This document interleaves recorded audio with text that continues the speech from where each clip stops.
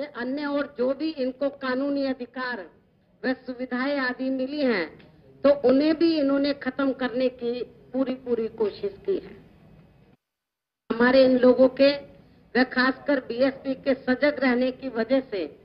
अभी तक ये विरोधी लोग अपने इस खास मकसद में कामयाब नहीं हो पा रहे हैं। लेकिन फिर भी इन्होंने केंद्र में अपनी राजनीतिक सत्ता की मास्टर चाबी की ताकत के जरिए खासकर इनके सरकारी नौकरियों के आरक्षण के कोटे को हर स्तर पर काफी हद तक खाली रखने व कांग्रेस पार्टी की अंदरूनी मिलीभगत से पदोन्नति में आरक्षण को निष्प्रभावी बनाने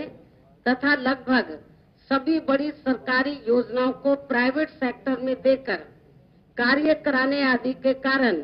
इन लोगों के आरक्षण की व्यवस्था को जमीन पर उतारने की बजाय इसे अब एक प्रकार से कागजी प्रावधान ही बनाकर रख दिया है। और इसके लिए हमारी पार्टी कांग्रेस व बीजेपी इन दोनों पार्टियों को ही मुख्य तौर पर जिम्मेवार व कसूरवार भी मानकर चलती है। और इतना ही नहीं बल्कि अब तो केंद्र में इनकी भाजपा सरकार की लोकसभा अध्यक्ष श्रीमती सुमित्रा महाजन भी इन वर्गों के आरक्षण के विरोध में खुलकर सामने आती हुई हमें नजर आ रही है, जिन्होंने अभी हाल ही में अपने एक कार्यक्रम में तो इनके जाति आधारित आरक्षण की संवैधानिक व्यवस्था की समीक्षा करने की मांग की है, जो इनकी घोर दलित विरोधी संकीर्ण सोच का प्रतीक है, जिसकी हमारी पार्टी कड़े शब्दों में निंदा करती है। जबकि सही मायने में इनको ये मालूम होना चाहिए कि जिस भारत जैसे देश व समाज में हर क्षेत्र में व हर स्तर पर जन्म के आधार पर जातिवादी व्यवहार का प्रचलन आम बात हो, तो वहाँ उस जात पात के अभिशाप के संवैधानिक निदान को समाप्त करने की बात करना इन वर्गों के लिए अति अन्याय, शोषण व उत्पीड़न एवं अमानवीयता को और ज्यादा बढ़ावा देना ही होगा। हालांकि भारतीय संविधान के निर्माता परम पूज्य बाबा साहब डॉक्टर भीमराव अम्बेडकर ने इस संबंध में ये कहा है कि यहाँ अपने देश में अंतर जातीय खान पान व अंतर जातीय विवाह आदि की इक्का दुक्का घटनाओं से जाति व्यवस्था समाप्त होने वाली नहीं है। जाति एक मानसिकता है, ये एक प्रकार का मानसिक रोग है तथा हिंदुत्व आधारित शिक्षाएं इस बीमारी का मुख्य कारण है। अर्थात एक कड़वी चीज को मीठा नहीं बनाया जा सकता है, किसी भी चीज का स्वाद बदला जा सकता है, परंतु जहर को अमृत कभी नहीं बनाया जा सकता है। इस प्रकार समाज में हजारों वर्षों से जाति के नाम पर चला आ रहा भेदभाव, असमानता व शोषण एवं अन्याय अगर जाति पर आधारित है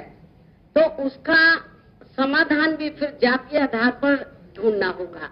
यही आदर्श स्थिति है। इसलिए इनके द्वारा जाति आधारित आरक्षण की समीक्षा करने की जो बात कही गई है वह उनकी एक जातिवादी सोच की उपज होने की शंका जाहिर करती है। और वैसे भी ये सर्वविदित है कि आरएसएस की संकीर्ण व घातक मानसिकता रखने वाले लोगों द्वारा आए दिन खासकर आरक्षण की समीक्षा करने की बात करने का अर्थ उस व्यवस्था को समाप्त करना ही होता है जिससे छुटलाया नहीं जा सकता है। इसके साथ ही इनको ये भी मालूम होना चाहिए कि देश के कुछ राज्यों में इसी मानसिकता के तहत चलकर किसी भी समाज की महिलाओं को आज भी कुछ मंदिरों में उन्हें पूजा पाठ आदि करने के लिए नहीं जाने दिया जाता है, जिसको लेकर इस समय महाराष्ट्र स्टेट के एक मंदिर प्रकरण में वहाँ महिलाओं का जबरदस्त प्रदर्शन भी चल रहा है। हालांकि इस संबंध में मेरा ये कहना है कि यहाँ अपने देश में ये कैसी विडंबना है कि जिन मंदिरों में पुरुष मठाधीश व पुजारी लोग महिलाओं को पूजा पाठ आदि करने से रोक रहे हैं, तो उन्हें इस बात को भी जरूर ध्यान में रखकर चलना चाहिए कि उनको जन्म देने वाली भी महिलाएं हैं जिनकी ये लोग अब इस प्रकार से उपेक्षा कर रहे हैं। इसलिए बाबा साहब डॉक्टर भीमराव अम्बेडकर महिलाओं को पुरुषों के बराबर सभी प्रकार के कानूनी अधिकार देने के लिए अपने जीते जी संसद में हिंदू कोड बिल को पास कराना चाहते थे, जिससे उस समय इसी किस्म की मानसिकता रखने वाली पार्टियों ने इसे संसद में पास नहीं होने दिया था। हालांकि जिससे दुखी होकर फिर बाबा साहब डॉक्टर अंबेडकर ने उस समय अपने कानूनी मंत्री पद से उन्होंने इस्तीफा दे दिया था। इसके साथ साथ केंद्र की वर्तमान सरकार के बारे में जहां मैं ये भी कहना चाहूंगी कि एक तरफ तो प्रधानमंत्री श्री नरेंद्र मोदी व इनकी केंद्र की सरकार द्वारा अपने राजनीतिक स्वार्थ में इन वर्गों के मसीहा बाबा साहब डॉक्टर भीमराव अंबेडकर को आदर सम्मान देने के नाम पर अब आए दिन किस्म किस्म की घोषणाएं आदि की जा रही हैं,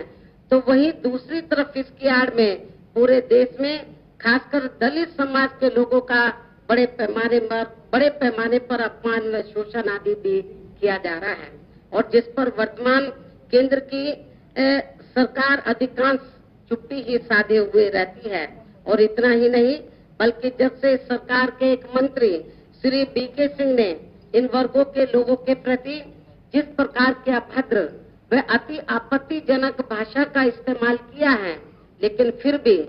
केंद्र की सरकार ने इनके विरुद्ध अभी तक भी कोई कार्रवाई नहीं की है।